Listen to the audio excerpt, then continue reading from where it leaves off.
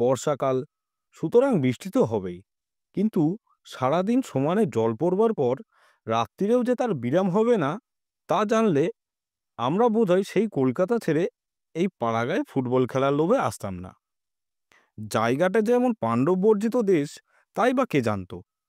খবরের কাগজে নসিপুরে নগেন্দ্র মেমোরিয়াল শিল্ডের নাম দেখে ভবেশ একটা এন্ট্রি করে দিয়েছিল।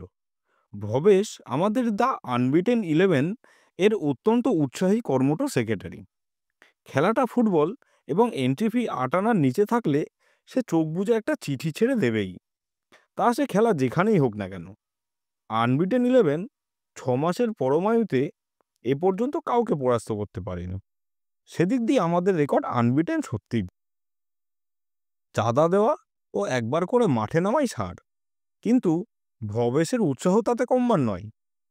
গোড়ার দিকে কলকাতার একটু আধটু নাম করা শিল্ড বা কাপে নামতে গিয়ে আমাদের একটু অসুবিধাই হয়েছে, একথা স্বীকার করা ভালো। দর্শকেরা আমাদের খেলায় উৎসাহিত হয়ে এমন হাততালি দিতে শুরু করেছে যে খেলা শেষ হয়ে গেলেও থামেনি।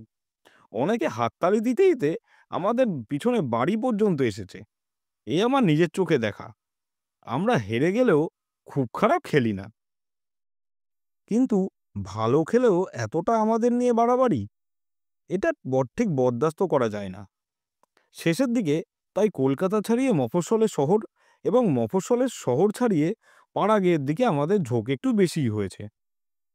কিন্তু পাড়াগাঁয়ের একটা সীমা আছে, নসিপুর তার বাইরে। নগেন্দ্র মেমোরিয়াল শিল্ডের কর্মকর্তারা আমাদের চাঁদা পেয়ে খুশি হয়ে জানিয়েছিলেন যে স্টেশন থেকে এক পা গেলেই তাদের খেলার মাঠ ও ক্লাব। আমাদের কোনো কষ্টই হবে না। স্টেশনে তারা লোকও রাখবেন। লোক বলতে স্টেশন মাস্টার, ও এক পা বলতে ঘটোৎকচের পা, সেটা তারা উজ্জ্ব রেখেছিলেন। অবিশ্রান্ত বৃষ্টির ভেতরে ৩টে নাগাদ প্যাসেঞ্জার ট্রেনে গিয়ে যখন নসিপুরে নামলাম, তখন প্রথমে মনে হলো গাড়ি বোধহয় সিগন্যাল না পেয়ে মাঠের মাঝখানে থামতে আমরা ভুল করে নেমে পড়েছি। এটা আবার স্টেশন নাকি? প্ল্যাটফর্ম না থাক, মাটিতে খানিক লাল কাকড়ও তো বিছানো থাকবে। হুড়মুড় করে আবার ট্রেনে উঠে পড়তে যাচ্ছি, এমন সময় উদয় খুব পর্যবেক্ষণ করে বললে, না রে, স্টেশনই বটে, দেখছিস না দু একটা কাকড় পড়ে রয়েছে, বাকি সব জলে ধুয়ে গেছে। কাকড় দেখে আশ্বস্ত হয়ে সামনে চাইলাম। দৃষ্টির ভিতর দূরে যে একটা ভাঙা গাছ দেখা গেল। গাছ নয়, সেটা স্টেশনের নাম লেখা সাইনপোস্ট। বৃষ্টিতে নিচের মাটি আলগা হয়ে একটু হেলে পড়েছে।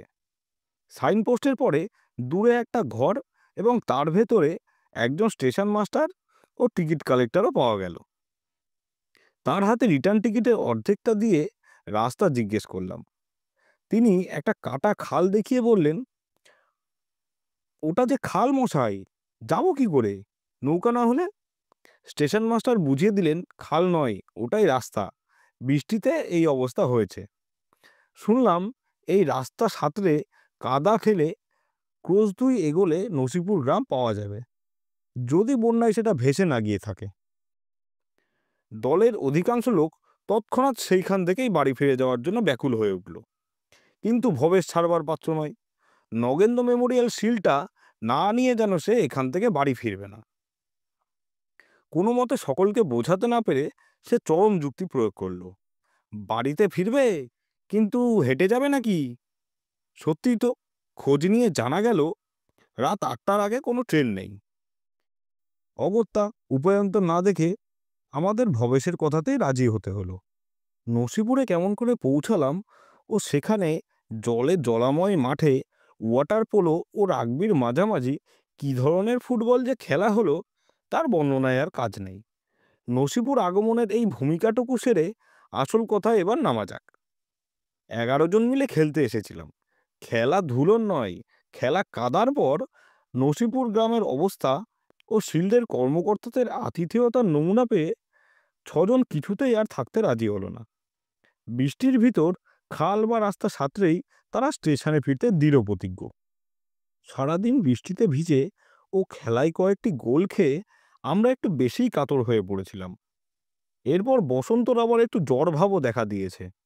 জ্বর হওয়াটা আশ্চর্য নয়, কারণ ধাক্কাটা তার উপর দিয়ে একটু বেশি গেছে। সেই ছিল গোলকিপার। জ্বর অবস্থায় বসন্তকে এই জলের ভেতর তো আর নিয়ে যাওয়া যায় না। বসন্তর সঙ্গে ভবেশ, আমি, উদয় ও সুরেন রাতটার মতো নসিপুরেই কাটিয়ে দেব ঠিক করলাম। ঠিক তো করলাম, কিন্তু থাকবো কোথায়? নগেন্দ্র মেমোরিয়াল শিল্ডের কর্তা নগেনবাবু স্বয়ং আমাদের নিয়ে একটু ঘোরাফেরা করলেন। নগেন্দ্র মেমোরিয়ালের কর্তা স্বয়ং শুনে একটু অবাক হলেন, সন্দেহ নেই, আমাদেরও হয়েছিল। কিন্তু জিজ্ঞাসা করে জানলাম নগেনবাবু নিজের নামটা বেঁচে থাকতে থাকতেই স্মরণীয় করে রাখতে চান। পরে কে কি করবে বলা তো যায় না। শিল্টের খরচ যখন তিনি নিজেই দিয়েছেন, তখন মেমোরিয়ালটা দুদিন আগে থাকতে হলে কার কি বলার আছে।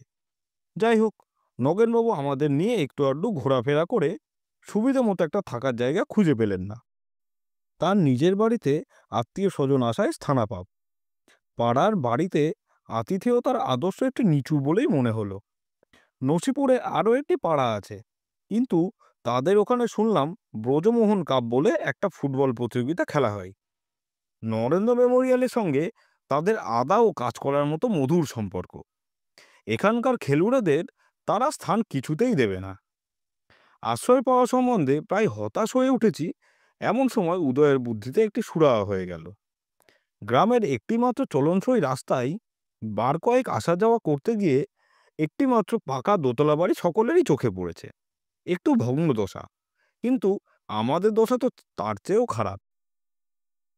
উদয় হঠাৎ বলে ফেলে, ওই বাড়িটাই তো খোঁজ করিনি মশাই, ওদের একটা কাপ বা শিল্ড আছে নাকি? নরেনবাবু হনন করে হাঁটতে হাঁটতে বললেন, না না মশাই, ও বাড়ির দিকে তাকাবেন না। তাকে একরকম জোর করেই থামিয়ে বলল, কেন মশাই, কিসের দোষ? একজন বিদেশি লোক জ্বরে পড়েছে শুনলে এই বৃষ্টি বাদলার রাতে আশ্রয় দেবে না? এমন চামার কেউ আছে নাকি? নগেনবাবু একটু রেগেই বললেন, আরে না মশাই, গ্রেট বেঙ্গল স্পোর্টিং 12 গোল খেয়েছিল, তাদেরই ওখানে থাকতে দিইনি। আপনারা তো মোটে 8 গোল। সামান্য 4টে গোলের তফাতের দরুন এমন আশ্রয় থেকে বঞ্চিত হবে, এ বড় অন্যায় কথা। সুরেন একটু ক্ষুণ্ণ স্বরে বললে, একটু চেষ্টা করলে কি আর 4টে গোল আমরা খেতে পারতাম না? আরে না মশাই, সে কথা নয়, চলুন চলুন। কিন্তু আমরা অমন বাড়ির লোভ ছেড়ে যেতে প্রস্তুত নই কিছুতেই। একবার জিজ্ঞাসা করলে দোষ কি, এই আমাদের বক্তব্য। নগেনবাবু চোটে বললেন, কাকে জিজ্ঞেস করবেন মশাই, ও বাড়িতে কি কেউ থাকে? থাকে না? তাহলে তো আরো ভালো, একটা দরজা খোলা পেলেই হবে।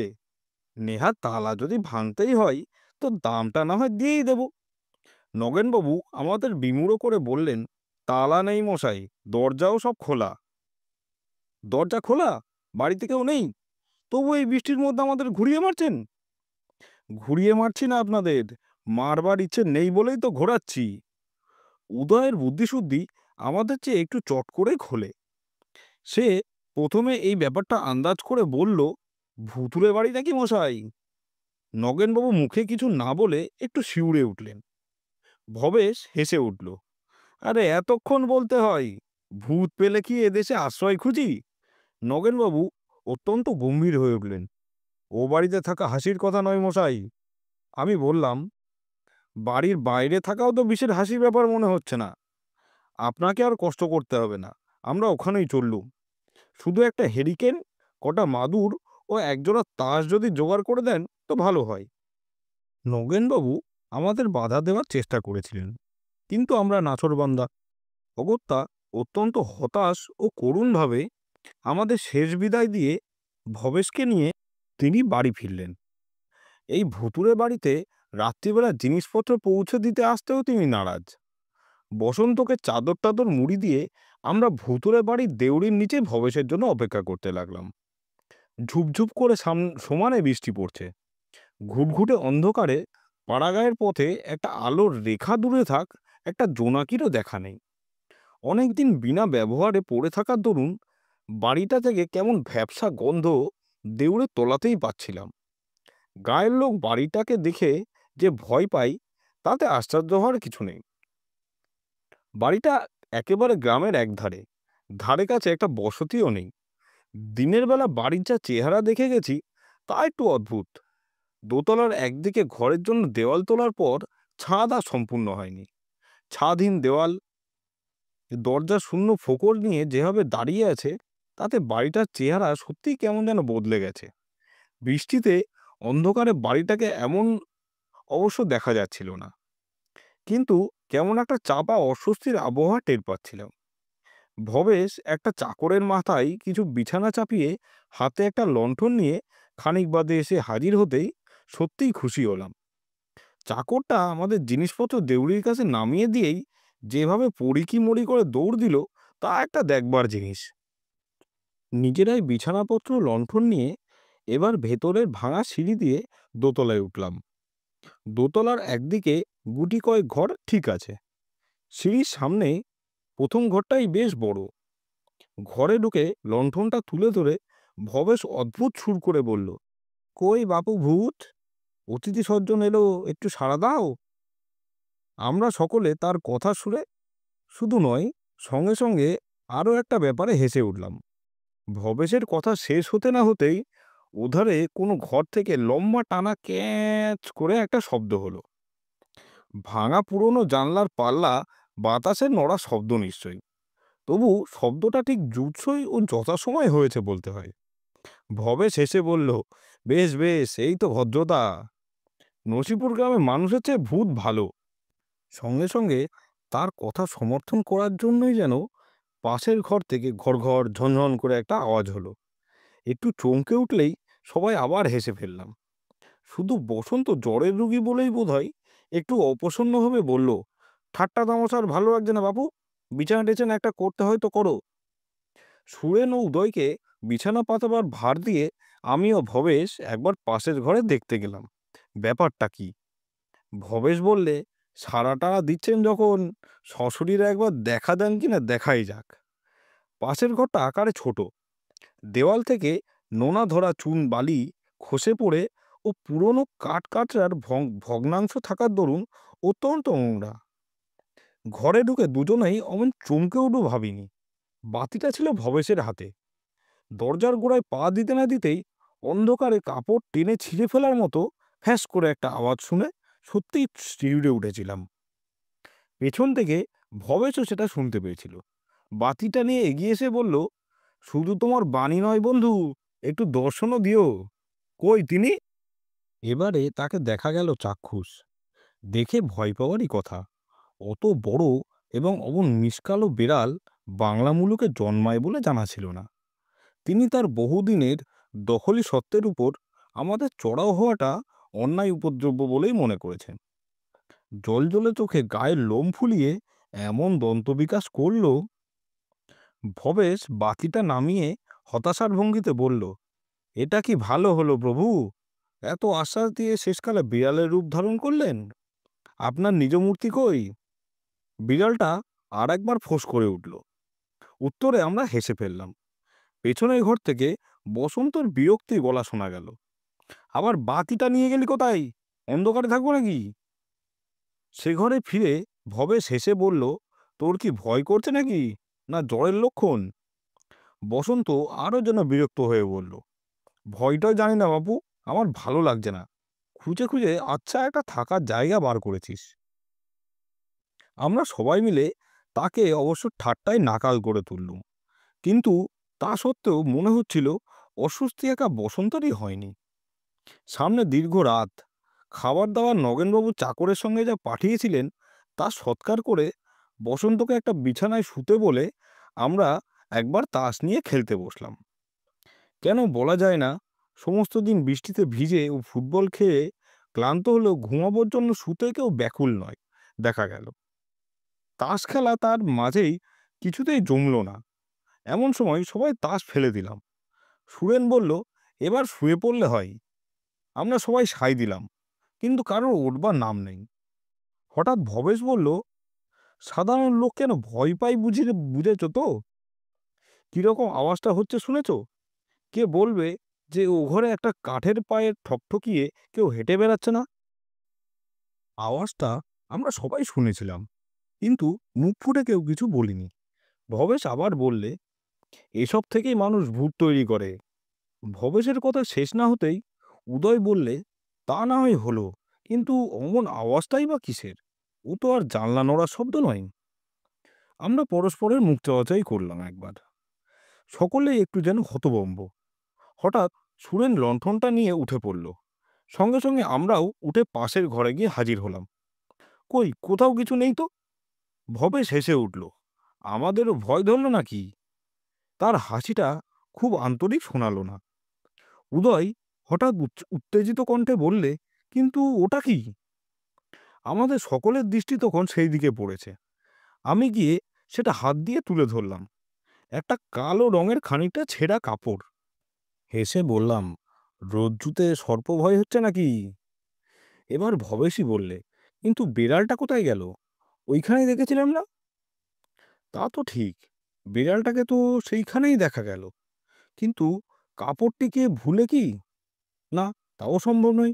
স্পষ্ট তাকে দেখেছি, রাগের ফোঁসফোঁসানি শুনেছি নিজের কানে। তবু হেসে বললাম, বিড়ালটা কি তোমার জন্য এতক্ষণ বসে আছে? সে কখন সরে পড়েছে। কিন্তু কোথা দিয়ে? এই ঘরে একটিমাত্র জানলা, তাও বন্ধ। ওধারের জানলায় খিল দেওয়া তো দেখতেই পাচ্ছ।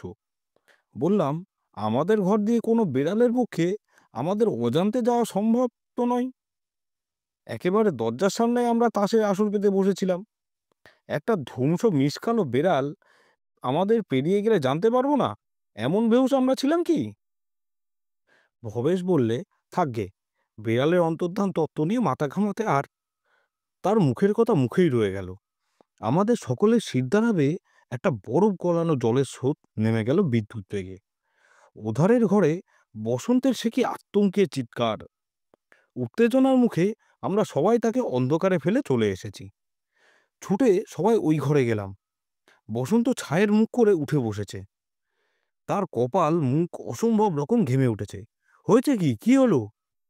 বসন্ত হাঁপাবে না কথা বলবে? অনেক কষ্টে থেমে থেমে যা বললে, তার মর্ম তার মাথার কাছে বসে কে যেন বরফের মতো ঠান্ডা নিঃশ্বাস তার মুখে ফেলছিল। আমরা সবাই হেসে উঠলাম জোর করে। জ্বরের ঘরে তুই স্বপ্ন দেখেছিস।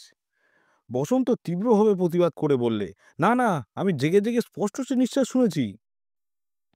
মুখের উপরে টের পেয়েছি অনেকক্ষণ, তারপর চিৎকার করেছি। তোরা ওরকমভাবে চলে যাসনি। ভবেশ হাসবার চেষ্টা করে বললে, আচ্ছা আচ্ছা, তাই হবে। এমন ভয় কাতুরে ছেলেও দেখিনি। আমরা এখানেই শুচ্ছি এবার। উদয় একটু ইতস্তত করে বললে, এক্ষুনি শুয়ে কি দরকার? জেগে একটু গল্প করা যাক না। ক্লান্তিতে শরীর ভেঙে পড়লেও কারোর সে কথায় আপত্তি দেখা গেল না, ভবেশেরও না। বেশ তো, ভবেশ বললে, কিসের গল্প হবে? বলল সুরেন, একটা ভূতের গল্পই বল, এ বাড়িতে বেশ লাগবে। বসন্ত তাড়াতাড়ি বলল, না না, যা, তুই একটা ভিতুরে আছিস, বল সুরেন। সুরেন ম্লানভাবে একটু হেসে বলল, তাহলে শোনো। আনবিটেন 11 বলে একটা টিম এসেছিল নরসিপুর। আমরা সবাই একটু হাসলাম। ভবেশ বললে, আহা, ওকে বলতেই দাও। সুরেন বলতে শুরু করলো, আমাদের নরসিপুরে আসা ও তারপরের ঘটনার সে যা বর্ণনা দিল, তাতে অন্য সময় হলে হাসি আসতো নিশ্চয়ই, কিন্তু ঘরে এখন সাড়া শব্দ বিশেষ নেই। গল্প শেষে ভূতুরে বাড়ি পর্যন্ত এসে পৌঁছালো। সেখানকার ঘটনাগুলো একে একে শেষ করে সুরেন বলল, ঘুটঘুটে অন্ধকার রাত, বাইরে বৃষ্টির অবিশ্রান্ত শব্দ, আরও নানা রকম বিদঘুটে আওয়াজ। ঘরের লণ্ঠনে মিটমিটে আলোয় একজন গল্প বলছে। সে হঠাৎ একটা তাস নিয়ে ওপরে ছুঁড়ে দিয়ে বলল, অশরীরী কেউ এখানে থাকে তো এই তাস বাতাসে মিলিয়ে যাক। হাসতে গিয়ে আমরা স্তব্ধ হয়ে গেলাম। উদয় বললে, আরে তাসটা পড়ল কোথায়? সুরেন সত্যি সত্যি গল্পের সঙ্গে একটা তাস ছুঁড়েছিল। ভবেশ তাচ্ছিল্যের সুরে বলবার চেষ্টা করল, পড়েছে কোথাও ওদিকে। ওদিকে কোথায়? উদয়ের গলার স্বর তীক্ষ্ণ। ওদিকে তো খালি মেঝে, এ ঘরে জিনিস লুকিয়ে থাকার মতো জায়গা নেই। আমি তবু উঠে বসন্তের বিছানার আশপাশ সমস্ত ভালো করে খুঁজলাম। অন্য সবাইও তন্ন তন্ন করে সমস্ত ঘর খুঁজে দেখল। আশ্চর্য, আমাদের সকলের মুখ গম্ভীর। শুধু বসন্তর নয়, আমাদের কপালেও ঘাম দেখা দিয়েছে। ভবেশ হঠাৎ অকারণে অত্যন্ত হেসে উঠল। কি তোমরা যা তা করছো? পাগল হলে নাকি সবাই? নাও শুনেন, গল্প বলো। শুকনো পাংশু মুখে আমরা যন্ত্রচালিতের মতো আবার এসে বসলাম। সুরেনের মুখে রক্ত নেই, সকলের মুখের দিকে চেয়ে সে আবার একটা তাস তুলে নিল। তারপর বললে, আগের তাসটা উড়ে গেল। ভবেশ শুধু বললে, হুম। আবার একটা তাস নিয়ে গল্পের কথক বললে, উড়ে যাওয়াটা প্রমাণ নয়, সুরেনের স্বর অত্যন্ত অস্পষ্ট। এবার তাস থেকে একটা মস্ত কালো বেড়াল বেরিয়ে বসন্তের চিৎকারে সকলের উপরে শোনা গেল। তার বিছানার ঠিক পায়ের কাছে একটা কালো বেড়াল দাঁড়িয়ে। না, সেবার অক্ষত দেহেই তার পরের দিন কলকাতায় ফিরেছিলাম। শুধু বসন্তের জ্বরটা বিকারে দাঁড়িয়েছিল কলকাতায় এসে। বেচারাকে ভুগতে হয়েছিল অনেক দিন। আজ আপনারা শুনলেন প্রেমেন্দ্র মিত্রের লেখা একটি ভৌতিক ছোট গল্প, গল্পের শেষেই। বিখ্যাত কবি, ঔপন্যাসিক, গল্পকার ও চিত্রনাট্যকার প্রেমেন্দ্র মিত্র। বাংলায় তিনিই প্রথম সায়েন্স ফিকশন লেখেন। আমরা তাকে বিশেষভাবে চিনি ঘনাদার সৃষ্টিকর্তা রূপে। এই গল্পটি আমরা নিয়েছি ভূত শিকারী মেজকর্তা এবং এই সংকলনটি থেকে। প্রধান চরিত্রে ভবেশ ও তার ফুটবল টিমের সদস্যরা নগেনবাবু এবং কালো বিড়াল। আপনারা শুনলেন প্রেমেন্দ্র মিত্রের গল্পের শেষে।